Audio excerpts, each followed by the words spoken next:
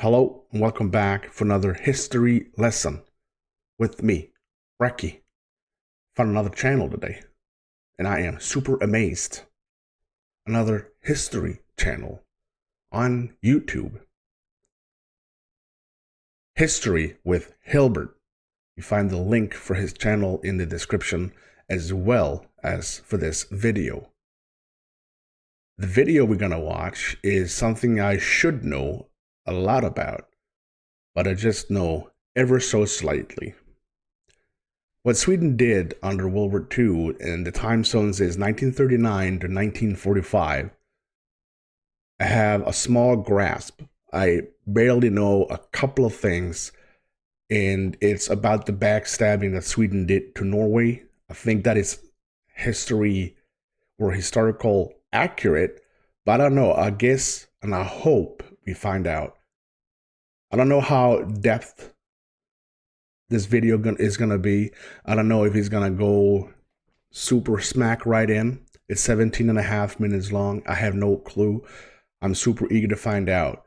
If there's a country you want me to check out, because I think he did a bunch of them. I think like Mongolia and stuff like that too. Go tell me that in the comment section. And before we go ahead and actually watch the video, we thank the awesome supporters of Recky J, the awesome people. They get early access and exclusive content. That is really cool. Hit that join to see if you want to become a channel member. And of course, you got Patreon. The link will be in the comment section for that. We start with the channel members. Thank you. Thank you, thank you. We have the Patreons.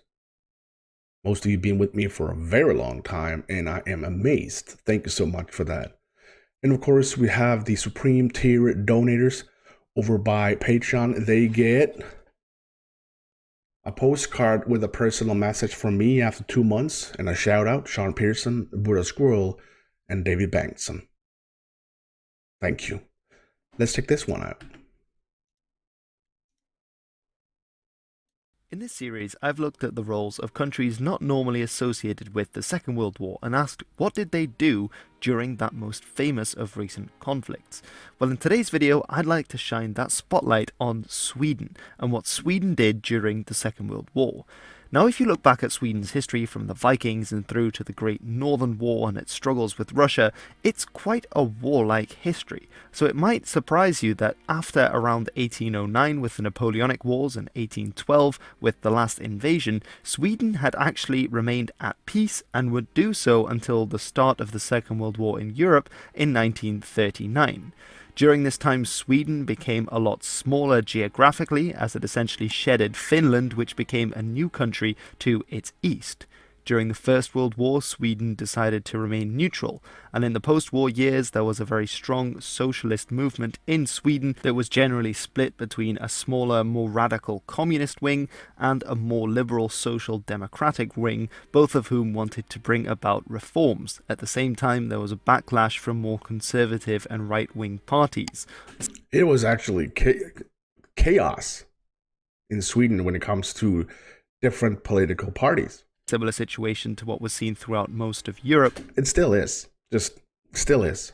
In the post-First World War years. This communist faction was emboldened by the fact that in 1917 the Bolshevik Revolution broke out in neighboring Russia, and in the following years the Russian Empire would fall following the Russian Civil War and would be completely replaced by the world's first communist government, the USSR or Soviet Union, which was aided by many of the Swedish communists who wanted to spread that communist revolution into Sweden as well.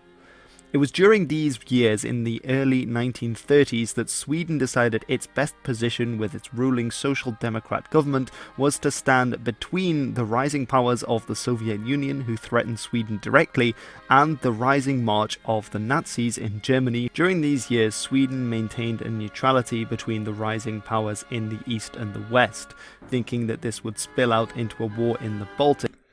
I do know that Hitler really liked Sweden because of the iron that Sweden had and have, and Sweden. I'm 100% sure that the Nazis imported iron from Sweden. If the Guess situation we're gonna find wasn't out, managed. right? Sweden also started to prepare for the worst, investing more in its military, and in 1936 investing in 2 new tank battalions, and 2 years later in 1938 men above the age of 15 were conscripted for short periods of time, and some of them were kept training in order to prepare the country's defences. The balance of power that Sweden hoped would keep the Soviets and the Germans occupied with each other and therefore not interested in expanding into Sweden fell apart in 1939 with the signing of the Molotov-Ribbentrop Pact, which brought the Soviets and the Germans together after they planned to partition Poland. This, of course, would spark the powder keg that would set off Europe into the Second World War. Powder keg. I like that. And Sweden, for its part, retained its stance of neutrality even as the Western Allies prepared for another war with Germany. In doing so, when the Polish submarines attempted to escape Poland and went into Polish waters, they were indeed captured, and its crews were interned in Sweden for the duration of the war, as Sweden was a neutral country, and in essence this was a violation of their territorial waters.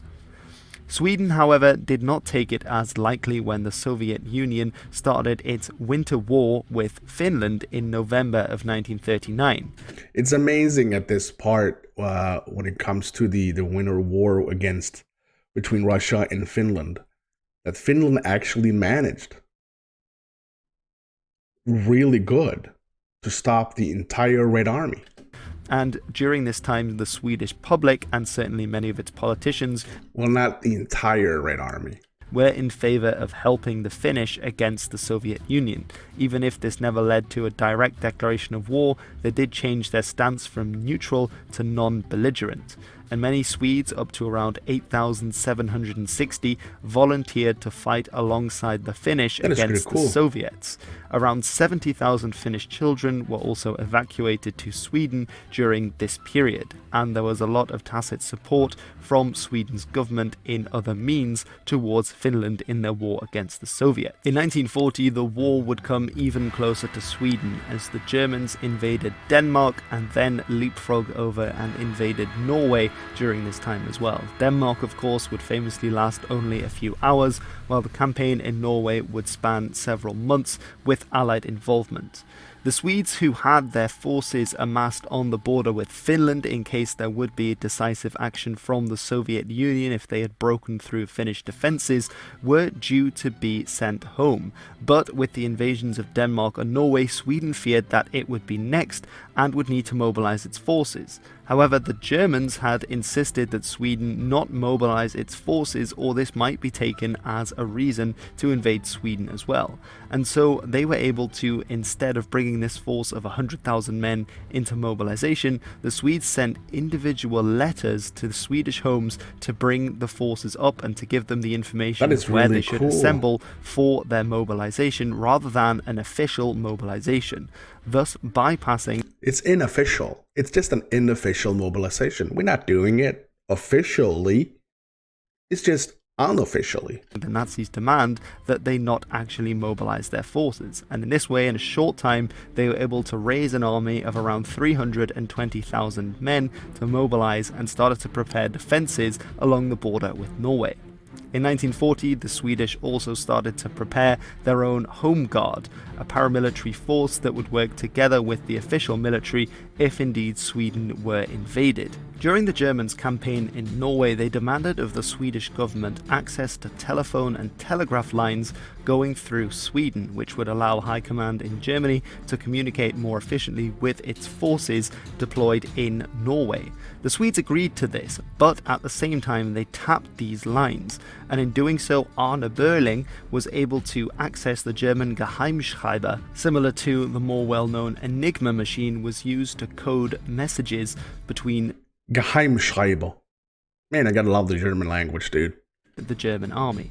and in doing so, thanks to Berling's efforts, the Swedish government was able to listen in on the military intentions of the German. And in fact, to do this, the company Ericsson, which we now know from the more famous Sony Ericsson after its merger, actually built machines to be able to decode the encryptions that the German army was sending using these devices. After figuring this out, the Swedish government passed this information on to the Polish resistance, who were then able to communicate it with the Western allies, thus giving them an advantage during the war thanks to this Swedish codebreak. For example, the I did not know that, and that is really cool. I was under the impression that Sweden did nothing to help the Allied forces. I was under the impression of that, so I'm really happy to see that Sweden actually helped out the Allied forces during the war thanks to this Swedish codebreak. For example, the Allies were able to find out where the Bismarck was located in northern Norway on several occasions because of Swedish intelligence. If you're looking to invade Norway and want to hide some private, personal, or military or otherwise information, then today you'll be glad to know that NordVPN can help. This is a virtual private network that secures your connections when you're away from home. With NordVPN, there are several great advantages, such as that there are over 5,000 servers in 60 different countries. It's available on Windows, on Android, iOS, macOS, and Linux. It's also the fastest of all the virtual private networks out there, and you can access all your favorite TV, movies, and games from abroad. There's even a special offer for viewers of this channel. If they go to nordvpn.com/Hilbert and use the special passcode Hilbert, then they can get a 2-year plan with an additional month at a huge discount. So definitely check it out because it will be linked in the description below, or go to nordvpn.com/Hilbert. So with NordVPN, be mobile, be safe, and be connected. With the battles in Norway raging on, Sweden found itself blockaded by both the Germans on the North Sea side and the Allies, as well as in the Baltic. This was a great problem for Swedish trade, and its economy plummeted as a result of being blockaded on many sides. There were still some in Sweden who did try to trade on, but many Swedish seamen became the target of both German and Allied vessels during this time. Sweden was... Well, that is just not cool. I mean, here we are trying to do things, and all of a sudden we get freaking bombed by both the Nazis and the Allied forces. Hey, we're supposed to be neutral. Also in an uncomfortable position, lodged between the Axis-aligned Finland and the battles raging in Norway, where the Germans were gaining the upper hand.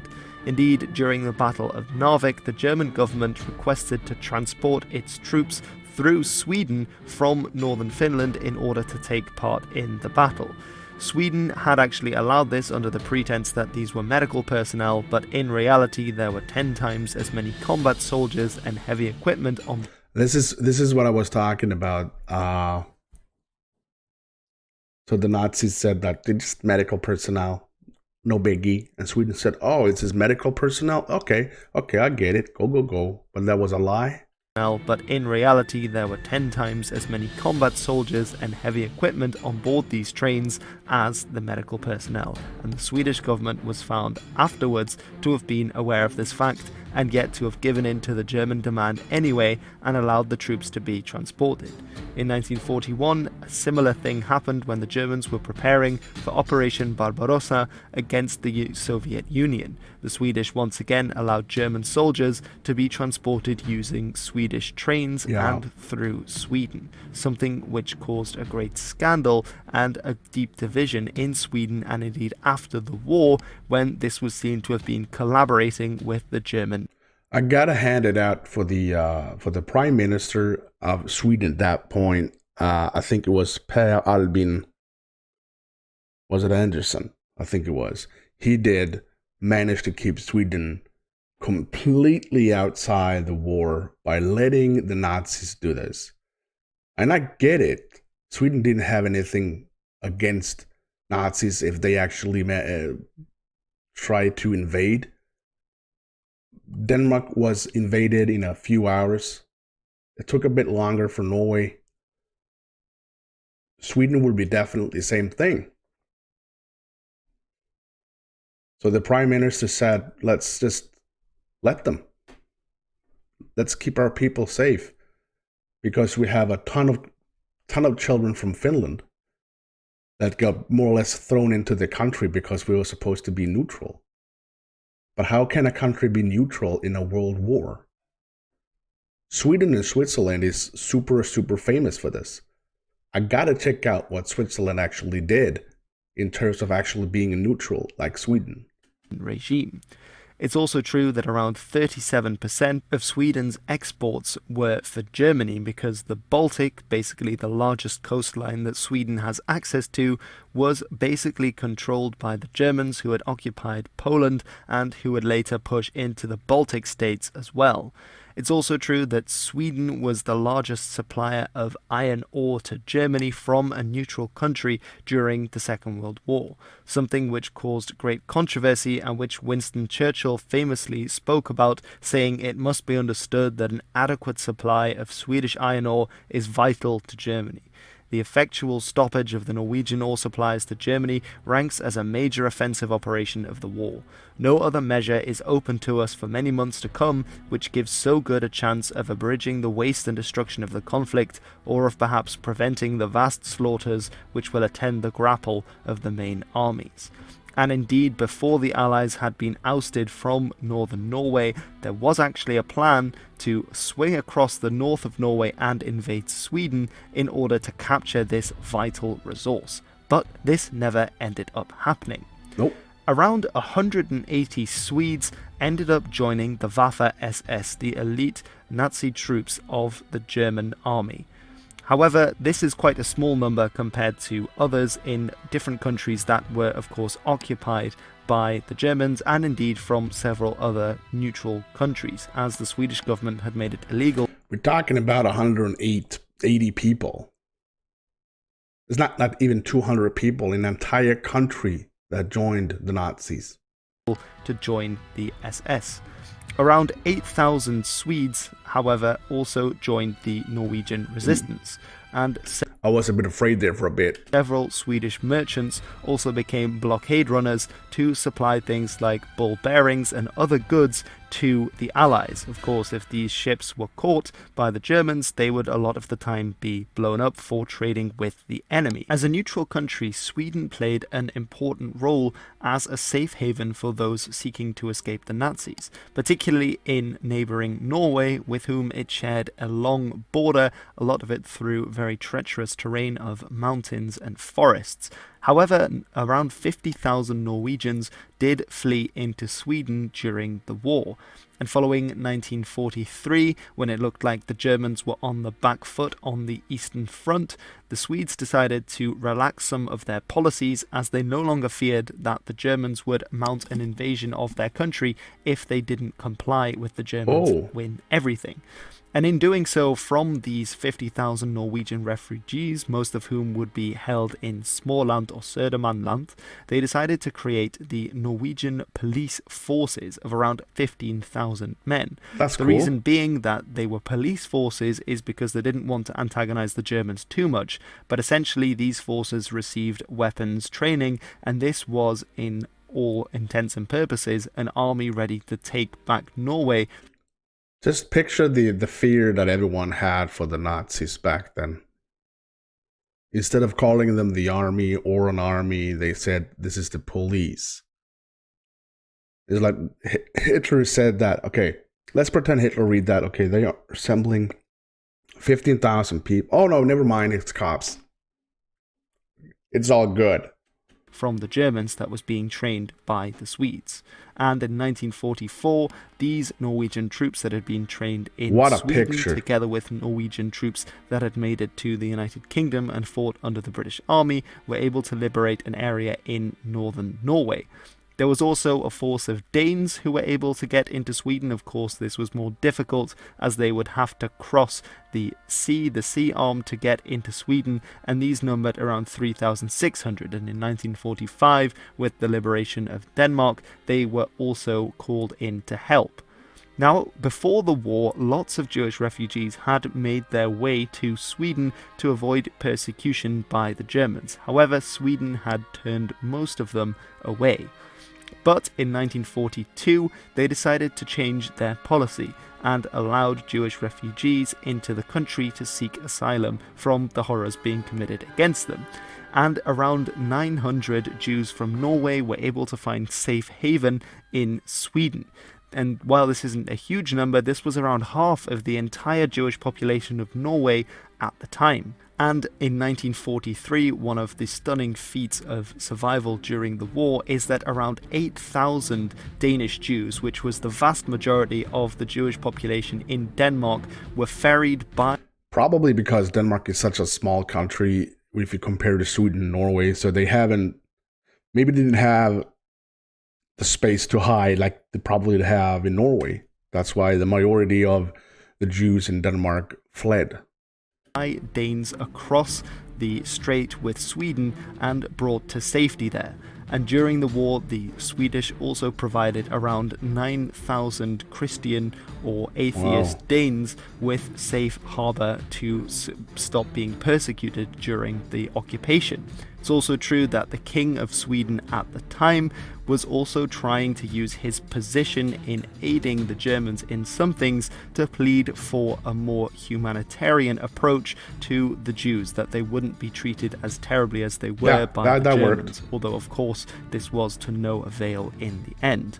In 1945, the Swedes were also part of a plan called Operation Redde Danmark, which was the plan of Operation Save Denmark, to bring in Swedish soldiers to potentially aid in an allied takeover of Denmark from the Germans. They would also allow the Americans and other allied forces to use Sweden as the base of their operations for bombing runs against German-occupied Denmark, although in the end this wasn't needed.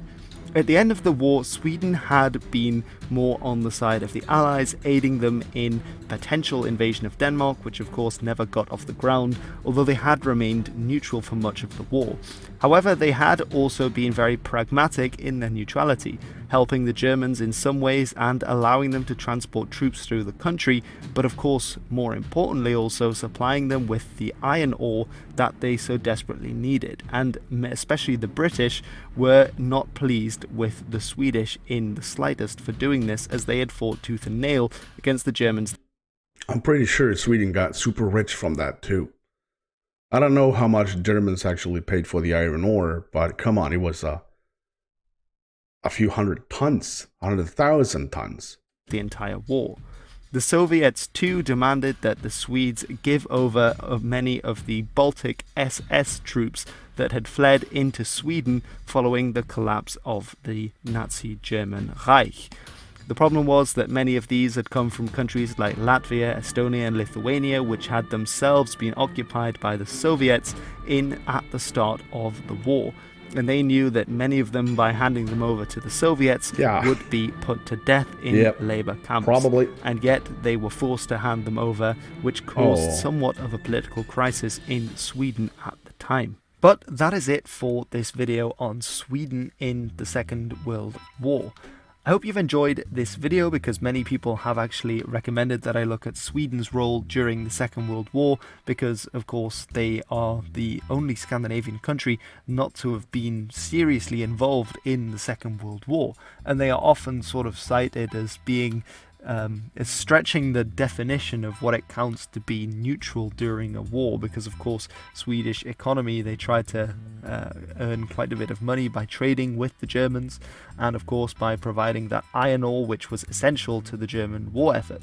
But at the same time you question, well, with the Axis-aligned Finland, which was allowing German troops onto its soil on the one hand and then occupied Denmark and Norway, how much choice did the Swedes really have before the Germans said, alright then, well, I guess we'll just invade? Yeah. Let me know in the comments below, did they push that neutrality too far, or did the Swedes have a point?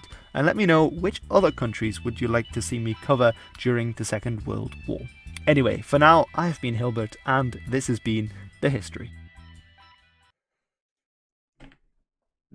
Okay. I think they pushed. Maybe even past the border of being neutral, because in two ways, of course, they helped the Allied, which was really, really great news for me to hear. I didn't know well enough to actually have an opinion of it, and I can now.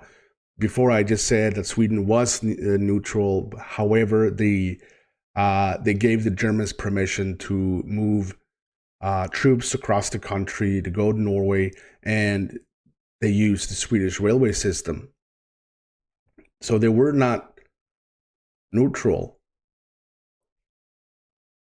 But I am super happy that we actually helped the Allied forces in the extent that we actually did. I did not know that. So I'm sitting here kind of proud, kind of happy to have this knowledge about what we actually did back then. That's super awesome. Thank you so much for that video, man, Mr. Hilbert. If you want to check out his channel, link will be in the description as well as for this video. I will take a look at what else he has to offer on his channel. That's going to be the next time. If you did enjoy, smack the crap out of the like and hit subscribe. Check out the Patreon. You'll find that link in the comment section. Of course, hit join to see what you get. Exclusive content, early access, fun stuff. Until next time, stay safe.